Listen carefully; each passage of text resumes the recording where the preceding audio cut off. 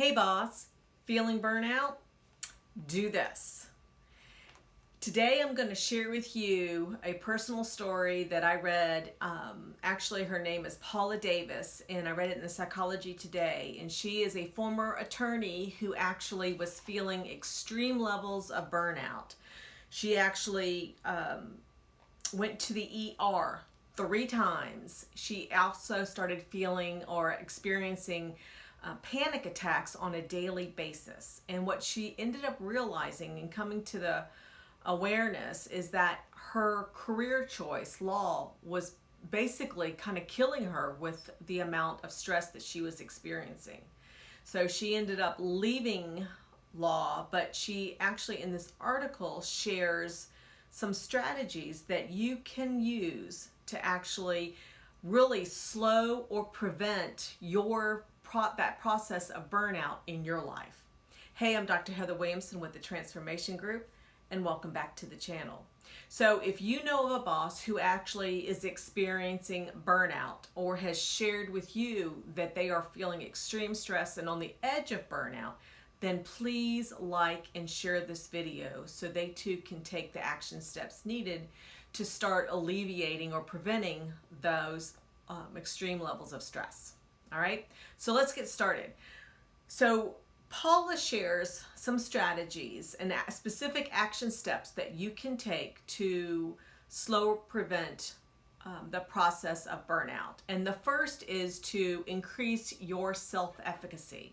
Now, self-efficacy is a psychological term that really gets down to the belief that you can accomplish a task or a goal. So when it comes to burnout, really think about it from the perspective of it's your belief that you can control your really your stress levels in whatever challenging situation that you're in. And that is when it comes to burnout and your feelings of stress. Also, really you can do this by observing your colleagues or a friend that is achieving something that is meaningful to them, and know that you too can also do this in whatever is meaningful to you. The second strategy is to have creative outlets for yourself. So when it comes to creative outlets, sometimes we just don't allow ourselves the time to actually do this. But if you do allow yourself the time to be creative and to slow down, then you are going to become more engaged and more motivated. And it's interesting because I was just working with a client last week, and one of the managers shared that she started coloring in one of those adult coloring books. She uses a pencil, and she said it's amazing because what she does is really she starts coloring whatever picture it is. You can get really nice books, and they are great because you are focused solely on whatever picture that you're coloring. You're singularly focused, and that's what's key here. You're not thinking about other things that's going on in your life. You're only focused on that object of coloring and staying obviously within the lines with that. So that is the second action step, is to have a creative outlet for yourself. Now, the third is to take care of yourself. And so this is really hard for some people to do. And this is hard because some people feel like they've always got to be doing something. They can't just sit still. And a perfect example of this is when you are sitting at your desk at lunch, instead of going out, you are sitting at your desk, you are eating your lunch, yes, but you are also checking emails or reading a report. You are reading a legal document. Whatever it is, the key here is that you're not taking that time solely for yourself. You are still working and you still have your brain engaged. And one thing that you can do, if it's not going to take you a full hour for lunch, then take whatever time that is needed, and then the rest of that hour go out, walk around your building, take a walk if you're working from home, and really give yourself permission to relax and give yourself a break. Now, the fourth strategy, the fourth action step, is to get support where you can find it. So surround yourself with supportive people. Surround yourself who are going to be positive. not the negative naysayers, because they're not going to be supportive in the end.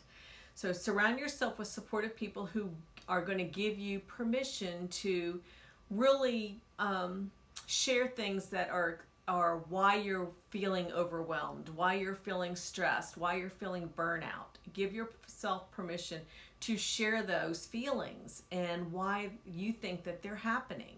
And they will be that sounding board for you.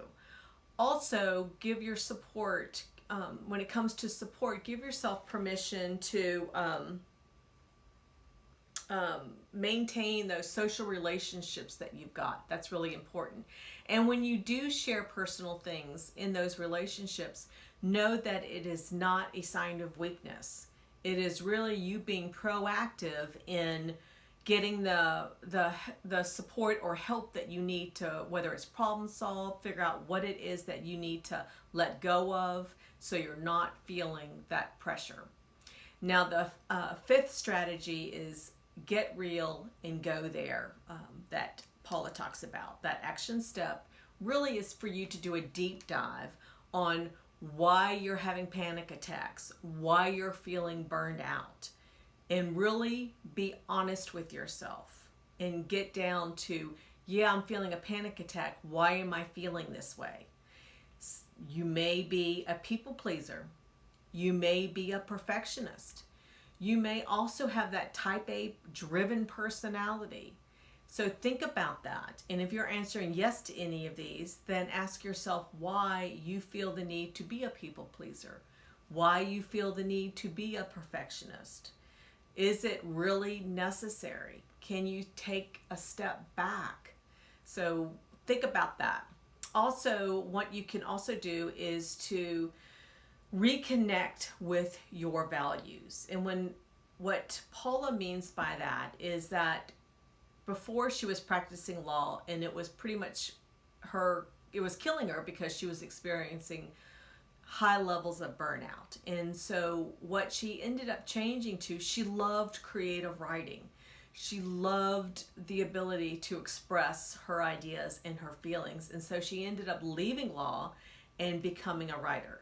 So it aligned more with her values. So think about that when it comes to your values, and maybe reconnect with things that you are more passionate about and that align more easily with you. All right, and then the sixth action step that Paula shares is to increase your diet of positive emotions. And this is, I thought, really interesting because there was research that was found that shows that increasing your positive thoughts and emotions builds your resiliency, creativity, and ability to be solution focused. So that's really important. So if you actually become more, take in more things that are positive, that are going to give you those positive emotions of happiness and feeling satisfied, then this is really the key, because you're going to get great results.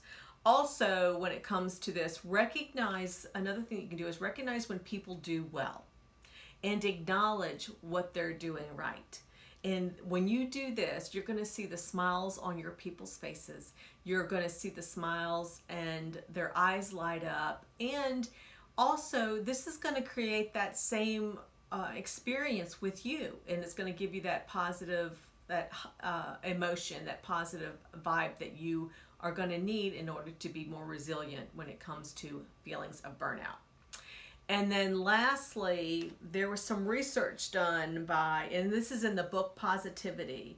So aim for a ratio of 3-to-1 positive emotions. So 3 times more positive than the negative ones, which this is found to be the tipping point to increased resiliency and happiness. And this was in the book Positivity. So this, I think, are some great strategies that Paula shares that she does when she is starting to feel burned out. And these are some great action steps or strategies that you also can do. So just to recap real quickly, Paula Davis's action steps are: the first is to increase your self-efficacy. The second is to have creative outlets. The third is to take care of yourself. The fourth action step is to get support where you can find it. The 5th is to get real and go there, be honest. And the 6th is to increase your diet of positive emotions. So hopefully you found some value in this. Please like the button below. Also, if you do know somebody that is experiencing burnout, please share this video so Paula's ideas can be shared as well. And last but not least, go out and be that boss that your employees want to work for. Until next time, bye.